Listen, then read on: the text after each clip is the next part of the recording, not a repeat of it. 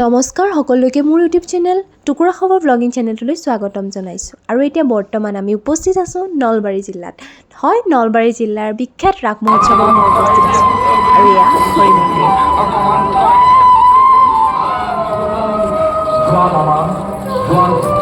মোৰ হাতত পৰি তুমি বৈকুণ্ঠ পৰিপালন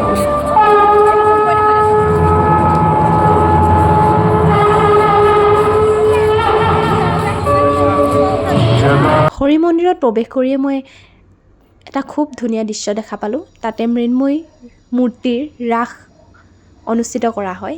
আমি যেনেকৈ দেখোঁ যে ইয়াতে মানুহে অভিনয় কৰে, ৰাসত বিভিন্ন ধৰণৰ চৰিত্ৰসমূহ ৰূপায়ণ কৰে, কিন্তু তাত মৃন্ময় মূৰ্তিৰ দ্বাৰাই ৰাস কৰা হয়।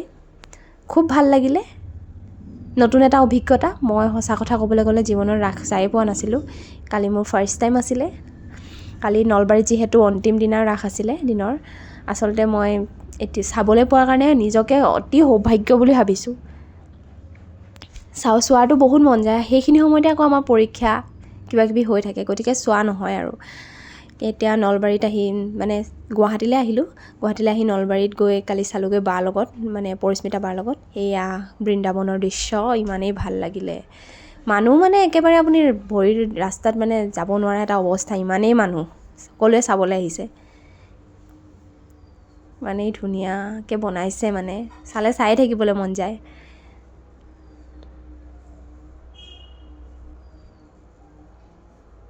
আমি যিহেতু যাওঁতেই আমাৰ যাওঁতে অলপ টাইম লাগি গ'ল। গুৱাহাটীৰ পৰা নলবাৰীলৈকে প্ৰায় 2 ঘণ্টা লাগে। তো ওলাই যাওঁতেই আমাৰ অলপ টাইম লাগিছিলে কাৰণে আমি বাছত গৈছিলোঁ।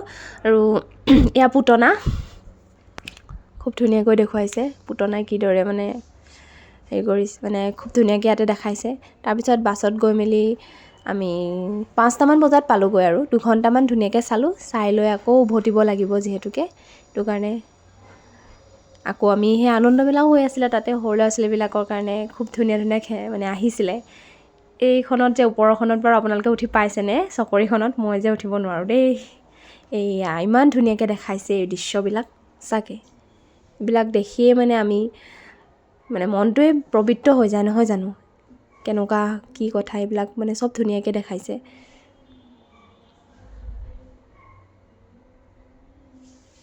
এইফালে গোপীসকলৰ মাজত কৃষ্ণ।